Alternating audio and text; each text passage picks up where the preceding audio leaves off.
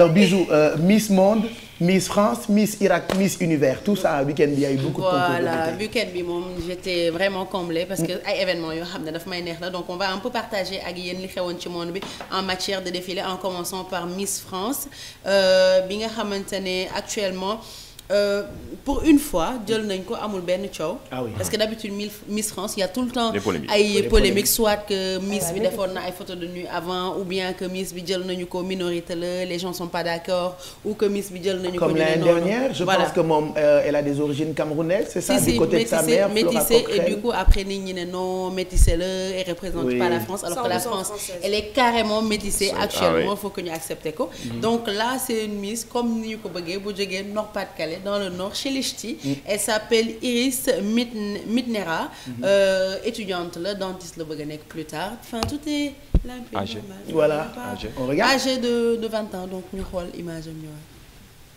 Voilà depuis hier Iris mooy ki gën a rafet France. quoi qu'on puisse dire elle est magnifique. Elle est trop belle man comme li ma koy wax tout le temps bu amee ay élection Miss France bu ma gisee benn blague bu ci nekk moom laay faral du ma ko tey mais elle est magnifique. Alors il y a pas eu que Miss France samedi dernier il y avait aussi Miss Monde. Il y a eu Miss Monde mais aussi il y a eu Miss Irak. Pourquoi ñu ciy wax parce que depuis 40 ans il y a pas eu Miss Irak. waaw ndax pays bi xam nga il faut que mu stable pour nit ñi xalaat ay affaire de élection de Miss. moi je pensais que ñoom taluñu ko sax parce que dëkk la bu bëri guerre et tout ça. Actuellement il y a la guerre ñi ngi xeex contre terrorisme bi et ils ont dit qu'ils ont voulu faire cette élection pour montrer que Irak dafay continuer di dund. Même si terroristes yaa ngi foofu ñi ngi jéem a xeex ak ñoom pour défendre population bi il y a eu une élection de Miss pour fàttaloo nit ñi un petit peu soucis yi ñuy dund au quotidien tout le temps di xalaat guerre bee ngi fi di tiit peut-être que terroristes yi mun nañ ma jàpp fii et lu ma ci gën a neex 8 candidats ci dañ demoon ci camp yi nga xamante ne nit yi guerre bi déplacé réfugiés yi pour dem seeti leen. ba défilé wuñu ak maillot de bain rek. non dëkk bu nekk ak li ngay sa réalité dëkk bu nekk ak sa réalité donc ñoom défilé wuñu en maillot de bain donc ki ñu élire mi ngi tudd Chayma Kassim Abderrahman bu fekkee am nañ image ñu yoone ko léegi.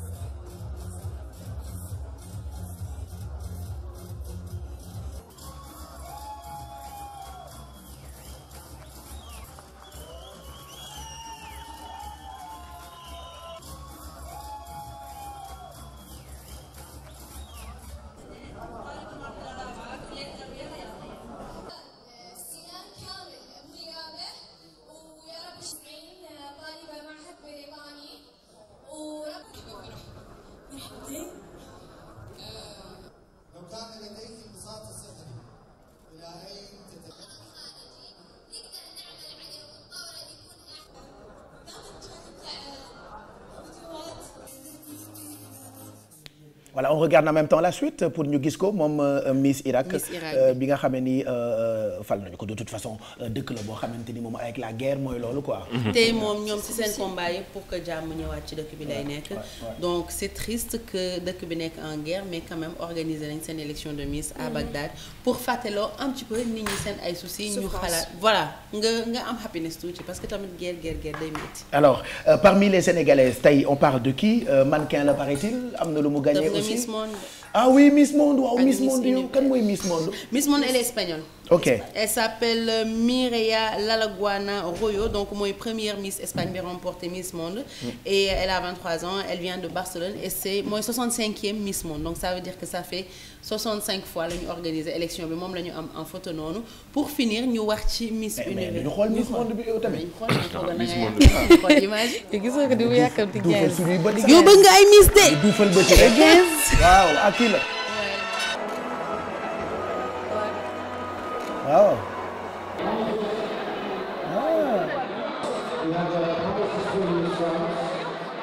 Je ne m'attendais pas à ce résultat parce que mes amies et toutes les filles présentes répondaient à tous les critères. Et Miss Monde cherche une femme parfaite, pas uniquement d'un point de vue de la beauté extérieure. Et c'est pour cela que je suis très heureuse qu'il m'ait choisie pour l'intérieur et pas seulement l'extérieur.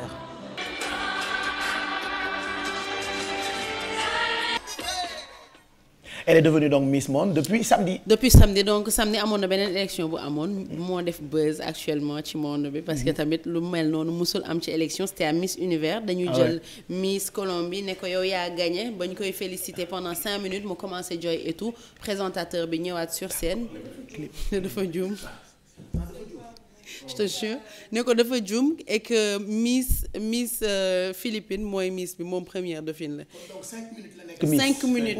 Et t'étais là à enjoy, à pleurer, merci, j'y crois pas, blabla. Ndeysaan. Je te jure. Et pendant 5 minutes après on vient te dire finalement c'est pas toi la Miss, c'est l'autre. nit yëpp di ko yuuxoo d'ailleurs Fox ñoo ko doon diffuser mais bi ñuy teggi couronne bi ci bopp Miss Colombie di ko tegal Miss. daa waroon bañ rek. dañ ko coupé. Ah oui. foofu daa waroon bañ rek téye couronne bi. man ne du ma ko joxe. dafa waroon bañ rek. du ma ko joxe du ma ko nangu sax. et d'être malheureuse quoi. Je te jure, imagine pendant 5 minutes t'es là, tu te dis oui c'est trop bien. Après la honte quoi. mais Amérique latine nag yàgg nañu gagné. yow bay ñëw Amérique latine may ñu rek. Amérique latine particulièrement Colombie moom yàgg nañu gagné. soo yoon nekk ci Amérique latine. dafa am koo xam di fàttali rek. dafa am koo xam Amérique latine. latine la Alpha. koo xam Amérique latine. mon mari. allez ak lan Bijou. alors Feuza dafa demoon awards du mannequinat c'était en Côte d'Ivoire. donc bi muy dem moom la ñuy gis en photo nii représenté Sénégal benn événement la boo xamante ne dañuy jox prix mannequin yi gën a mag ci Afrique de l'Ouest en tout cas donc ñu invité ko mu bokk ci invité VIP yi et là elle a remporté benn awards pour waa Sénégal donc je voulais juste la féliciter parce qu'on est fiers d'elle dem na représenté na Sénégal andi na awards donc ñun lii la ñu bëgg que ce soit ci mannequinat ci musique ci domaine yëpp. doomu Sénégal bu fi génn dem feneen tu remportes quelque chose comme ça ñu war ko mën ci fier ñun ñëpp mi ngi remercier ñëpp notamment ñi ko jàppale dugal ko ci mannequinat bi ba mu évoluer ba toll fi mu toll donc carrière internationale lañ koy souhaiter. c'est ce qu'on lui souhaite qu'elle peut vraiment le faire faut juste elle a beaucoup de talent on a parlé d'elle wax nañ ci moom keroog après Fesmoca bi moi je demande man bi ma leen di laaj kan moo gën a ñaaw ci mannequin yi da ngeen ne ma moom Bijou yéen a ma wax loolu elle a beaucoup de talent on l'adore en fait mannequin yi gën a am présence ci podium parce que soo gisee ni muy doxee yow boo ko waxee ñu bëgg ko Feuza bu ñu suivre carrière am di dañu gis bokk na ci mannequin yi gën a am posture ci kaw podium parce que podium il faut nga am posture quand même ce serait pas mal si elle allait à Londres voilà et ñu ngi koy féliciter en tout cas on la recevra peut-être prochainement ci plateau bi pour ñu waxtaanee awards boobu noonu on finit ak invité Bijou. voilà elle s'appelle Sarah Ayoub donc elle est chanteuse elle nous vient d'Algérie chanteuse algérienne en tout cas après je vais voir si elle est en marocaine il y a marqué Algérie ici donc Maroc c'est pas grave on est c'est pareil on est tous pareil donc voilà après je voudrais savoir si vous êtes plus en France ou au Maroc parce que il y a beaucoup d'événements qui se passent en France actuellement elle est à Dakar pour faire la promotion de son nouveau titre donc l'hymne à l'amour d'Edith Piaf qu'on adore et là elle vient d'être nommée meilleure artiste féminine de l'Afrique du Nord au Cora All Africa Music Awards et c'est pas tout elle prépare un événement à Dakar ce sera le 16 janvier exactement pour janvier le 16 janvier voilà à Dakar. Et là elle est habillée par Emma Style c'est magnifique bienvenue sur le plateau j'avais envie de faire honneur à Dakar et au Sénégal et au talent du stylisme et de la mode sénégalaise. C'est magnifique. Donc on va parler tout de suite du Cora Awards. C'est quel événement? Comment ça se passe? Vous aviez présenté quel titre pour remporter ce trophée? Ça a été une grande surprise et je suis vraiment très honorée de cette récompense en fait parce que les Cora All Africa Music Awards récompense les meilleurs artistes de toute l'Afrique. C'est vraiment la récompense qui est la plus prestigieuse et elle réunit justement tous les talents africains. Et justement, c'est la célébration de l'unité, de la fraternité en musique. Je trouve ça super. C'est un rendez-vous une fois tous les 2 ans qui réunit tous les artistes et je suis contente de pouvoir remporté ce prix. Voilà, nominée. Un prix comme ça, qu'est-ce que ça vous rapporte de plus dans votre carrière? En fait, c'était important pour moi. L'Afrique, c'est important pour moi. Je suis marocaine, je suis africaine du Nord, mais je me suis toujours sentie africaine avant d'être juste marocaine. Voilà. Et pour moi, il a plus d'importance que si ça avait été une cérémonie en France, aux États-Unis ou au Moyen-Orient.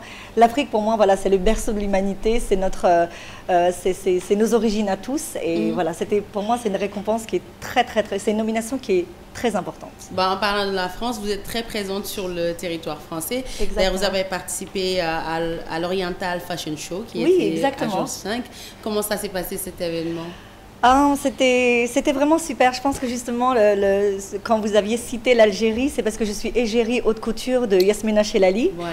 Et donc, je participe à beaucoup d'événements qui sont autour de la mode. Donc, je ne suis pas du tout mannequin. Je ne suis pas du tout dans les... on a dit ouverture, j'ai regardé plusieurs fois pour dire elle a défilé. Non, mais c'était ouverture en chanson. Exactement. Mais c'était un plaisir. C'était un plaisir de pouvoir justement être le coup de cœur musical d'une grande créatrice de mode. Et je m'amuse beaucoup. Donc, je fais beaucoup d'événements comme ça autour de la mode et je trouve que la mode, la musique, ça se marie très bien. C'est clair. Voilà. On parle souvent du mariage de la musique et de la mode, mais je vois que vous n'arrêtez pas juste à la musique parce que vous avez fait une comédie musicale aussi. Vous jouez au théâtre. Exactement, exactement. C'est Asmahan la Sublime et c'est une belle et grande comédie musicale et justement c'est les producteurs de Madiba, de la comédie musicale Madiba, qui ont produit ça. Exactement. Donc qui produisent aussi Asmahan la Sublime. On finit la préparation et 2016 sera une date importante, une année importante parce que c'est là que sera présentée sur scène cette magnifique comédie musicale chantée entièrement en arabe qui retrace la vie sulfureuse d'une princesse druze c'était une vraie princesse, mais elle était chanteuse, elle était diva en Égypte, d'origine syrienne, et dans le Caire des années 30 où elle était... on a du mal à imaginer que c'est le Caire des années 30 puisque c'était une femme libre pantalon, cigarette... Et je trouve que c'est aussi une façon de réconcilier un petit peu, enfin, de mieux présenter la culture arabe, la culture musulmane surtout, la communauté musulmane à travers un petit peu ses chefs-d'œuvre. Parce que ce sont des histoires du monde. Voilà, de la même manière qu'on fait des belles comédies musicales sur Mandela. Et je trouve ça bien de mettre justement en valeur notre beau patrimoine.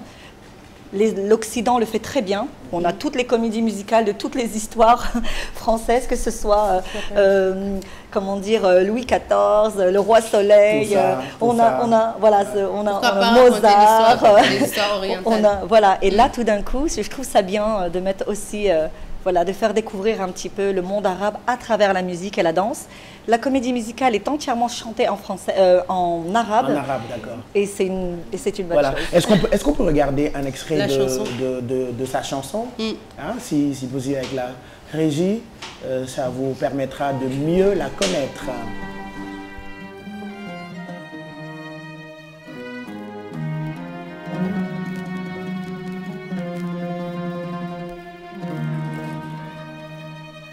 إذا السماء تنهار فوقنا إذا الأرض تتدمر تحتنا لا يهمني إذا أحببتني لا يهمني عيون الناس طالما الحب يملأ صباحي طالما جسدي يرتعش في ذراعك لا أبالي لكل الصعوبات يا حبيبي ما دمت تحبني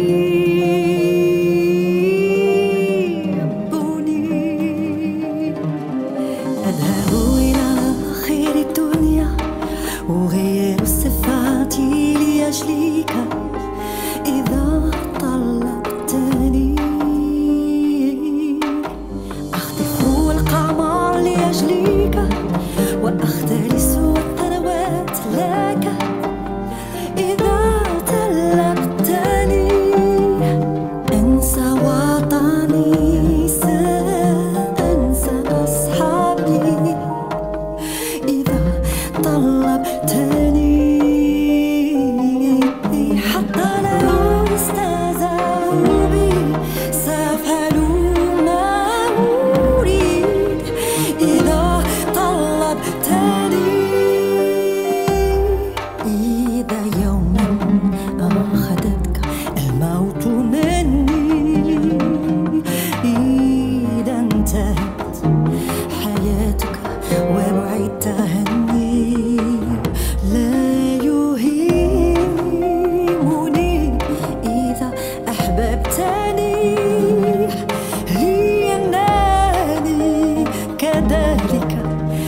سأنتهي ونلتقي مهام في الحياة أخرى في صفاء السماء الكبرى هناك تنتهي مشاكل يا حبيبي يا تؤمن بحبنا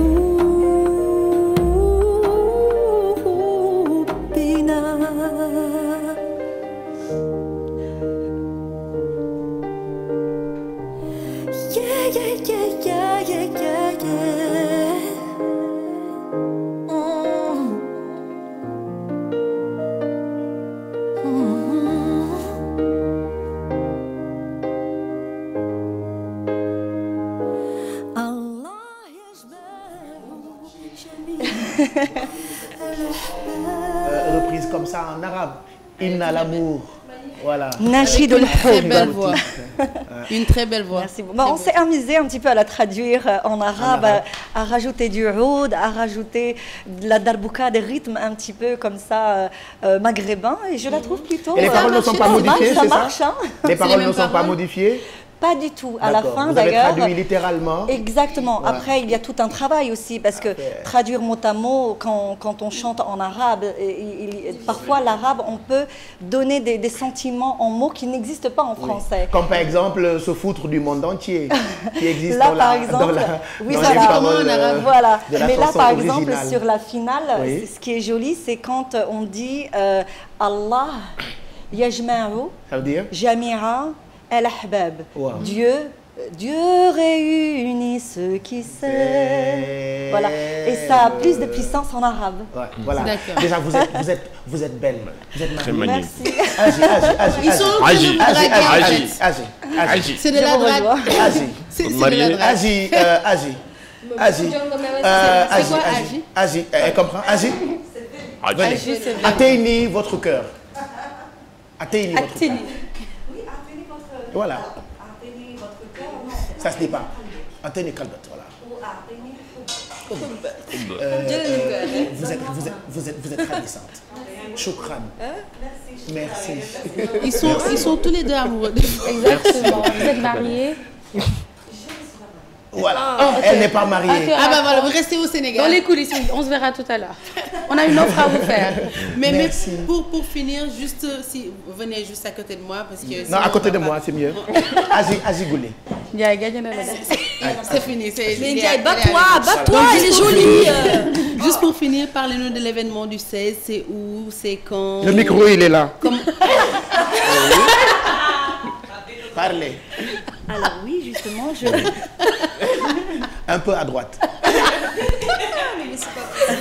Au milieu, en bas, oui. On vous entendra. Oui. Alors, je vous le verrai ici. En fait, je fais mon premier showcase à Dakar le 16 janvier. Alors, elle dit qu'elle souhaiterait que je l'invite chez moi ce soir pour parler musique. Oui. Votre premier showcase, c'est voilà, à quand? Dakar le 16 janvier. Le 16 janvier. On sera tous de la partie. On n'a pas encore dévoilé le lieu. D'accord. Après, voilà, je fais une tournée Dakar, Paris, le Maroc, puis l'Algérie. D'accord. Et je commence par Dakar. Ah, Le 16 janvier. Donc ce sera le 16. On viendra. J'espère que vous serez là. Je viendrai. Je serai honorée. Il est en train de la draguer en direct. Merci. Mais t'as perdu là. Oui, c'est fini. Allez, au top. M'a gagné. Merci en tout cas. Merci beaucoup Sarah d'être passée sur ce plateau. C'était un plaisir de découvrir une chanteuse talentueuse telle que vous. Merci beaucoup. Et super jolie. Au revoir. Choukran. Voilà. Merci Bijou pour